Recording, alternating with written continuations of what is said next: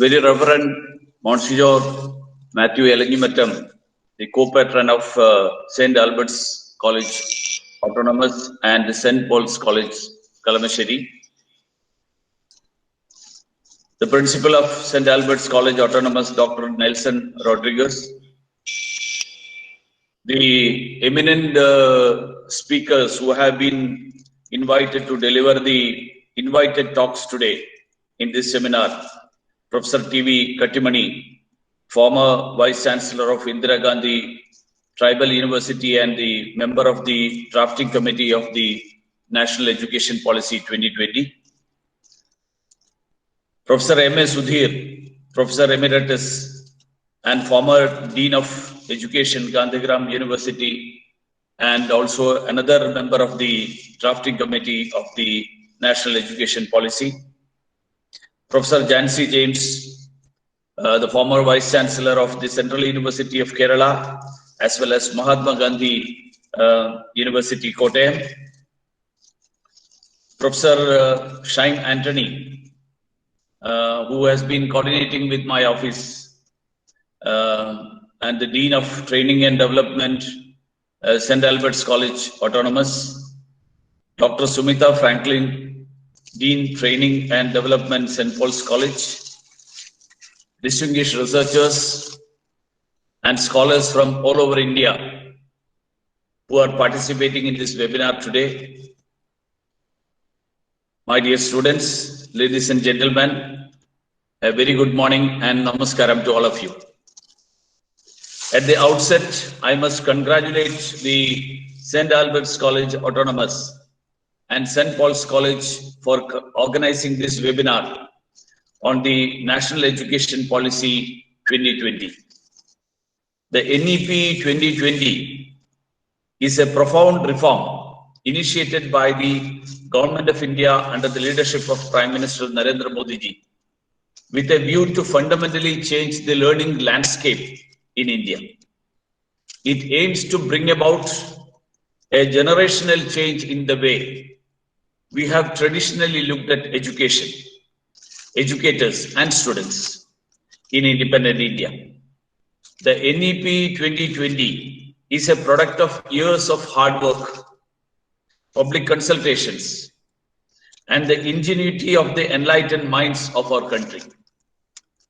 Since the policy is aimed at bringing radical reforms in education, I believe it's very important that the real implementers of the policy, that is educators, teachers, researchers, scholars, as well as schools and institutions of higher learning, really understand the philosophical basis, objectives and goals of it, imbibe and improvise them to make its implementation successful. I think it's part of our responsibility to our younger generations, not only of the present but also the future. From the program shared with me, I understand that the webinar is well structured with a view to comprehensively discuss the NEP 2020. I'm also very glad to see the members of the NEP 2020 drafting committee also as the panel members of some of the sessions. Friends, the fundamental goal of education in any society is to create an enlightened person. In Dr. Sarvepalli Radhakrishnan's words, and I quote him, the end product of education should be a free creative man. Only a free creative person will have the spirit of inquiry, imagination to create, to innovate, the resourcefulness to contribute to the betterment of his or her society, and ultimately the humankind. Now it's a question mark how far the education system, of which we are all living products, have contributed to this noble objective. India had its ancient tradition of learning, a learning substantially different from the colonial education system which we inherited. Unlike the former, the latest primary objective was to create a reasonably literate population to sustain the machinery of British Raj in India. Though it's a matter of pride that Indian ingenuity used whatever opportunity available to it to produce some of the greatest minds of the world, it no longer meets the requirements of our country, which is both ancient and modern, which has a youth population which is not only among the largest in the world, but also aspirational in its outlook. Therefore, it's incumbent upon the government of the day to ensure that something as fundamental as the education system of our country is reformed and refurbished in such a way that it meets the aspirations of the youth of our country, utilizes modern tools of technology, ensures equity, make education a much more enriching experience, and promotes a culture of comprehensive learning instead of competitive learning. The new Education Policy 2020 announced by the Union Government has been crafted precisely for meeting these noble objectives. NEP is the much needed systemic reform in India's education system. This education reform, which came into being after 3.5 decades, is aimed at changing the landscape of education in the country by moving away from the rote method to a more interactive, practical, and technology-based approach. It attempts to transform both intent and content of education in India. It aims at making India's education more modern, world-class, and at the same time, creating opportunities for all. It makes education not only affordable, accessible, but also acceptable to all. Friends, I see a lot of very good speakers lined up in this webinar to speak in detail on the salient aspects of the NEP 2020. Therefore, I will restrict myself to the ideas behind the NEP 2020. The father of our nation, Mahatma Gandhi, had once said, and I quote, "By education I mean an all-rounded drawing of the best in child and man, in body, mind, and spirit." Unquote. I would say this is the central philosophy that drives the NEP 2020. Only an education in a child's mother tongue can draw the best in her or him at initial stages. This is because a child speaks, thinks, and understands only in mother tongue, as it is the only language spoken in her or his household. That is why mother tongue has been given special importance in the NEP 2020 in the basic education. I must add here, the emphasis on mother tongue is no way against the child learning any other language as per his or her requirement at later stages. In a sequential system of progressive learning, one stage of education is supposed to prepare the child for the next stage of higher learning. This progression should be scientific and based on cognitive development of the child. That is the child's mental, developmental, and capacity to learn new things. The NEP 2020 tries to achieve this by the much talked about 5+3+3+4 system, which will replace the existing system of 10+2. It should be noted that while the pedagogy and the structure of education has been sought to be modified by the NEP 2020, the basic number of schooling years remains unchanged as before. And in a way, the NEP 2020 has made education more democratic, giving more choices to the student. For example, at the secondary and the higher education level, higher secondary level, NEP 2020 aims for multidisciplinary learning in which students can pick and choose the combination of subjects they like. This was unthinkable for either my generation or the current generations or generation of graduates like you.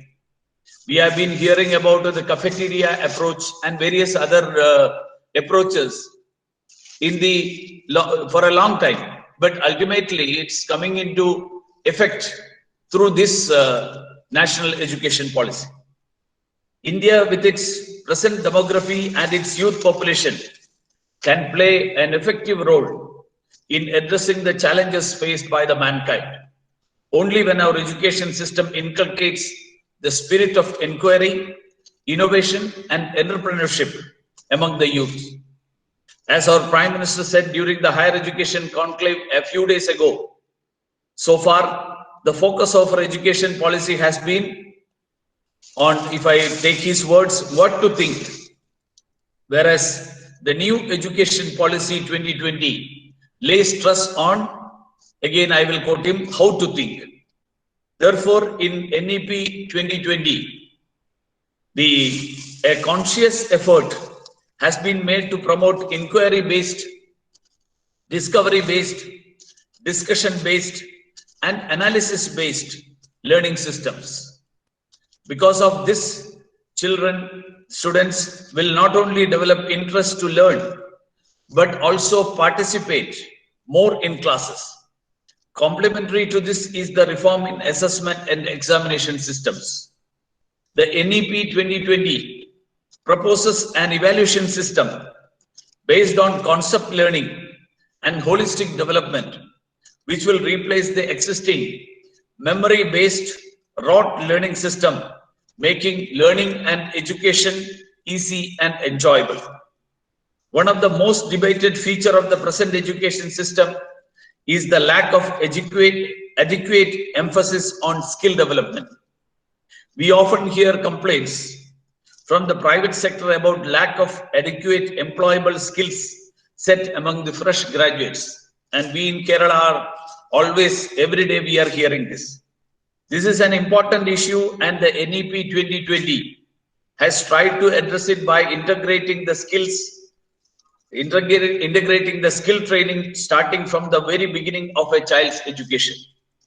NEP 2020 envisages that experiential training, including hands-on learning, arts integrated and sports integrated education in all stages, so that our children can graduate out with the right balance of skills and knowledge.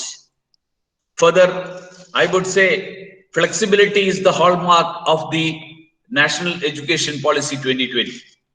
Not only that, the students will have a chance to pick and choose a set of subjects of their interest at the higher secondary level, but will also have the option of multiple entry and exit at the higher education institutions. This means a student can join a college, leave them at any stage to work in, say, in an industry, and rejoin the courses of his choice within a reasonable period of time. This way, the experience of higher learning will be more rewarding, and it will be a huge step forward in promoting a problem-solving approach to the higher education. Friends, the new education policy has been crafted keeping in mind our national values and goals. The idea is that the country's education system should ensure the future of not only its present, but future generations as well.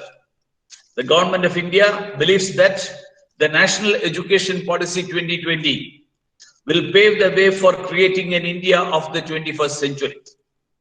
Special emphasis has been made in this education policy to usher in structural reforms that will contribute in making India more powerful, empower her citizens, and ensure maximum opportunities for holistic development to them. In order to achieve these goals, Government of India would allocate 6% of its GDP to the education sector. At the basic level of the Government of India, the Government of India will work for 100% enrollment of children from the preschool to secondary school, that is 10% gross enrollment ratio by the year 2030. Further, educational institutions of international repute will be able to set up colleges in India, giving an opportunity to Indian students to learn from the best institutions of the world within our borders. With these words, let me conclude by congratulating the organizers, St. Albert's College Autonomous and St. Paul's College Kalamassery, for organizing such a timely webinar on a subject of national importance. I wish all the students and participants very best for a successful future.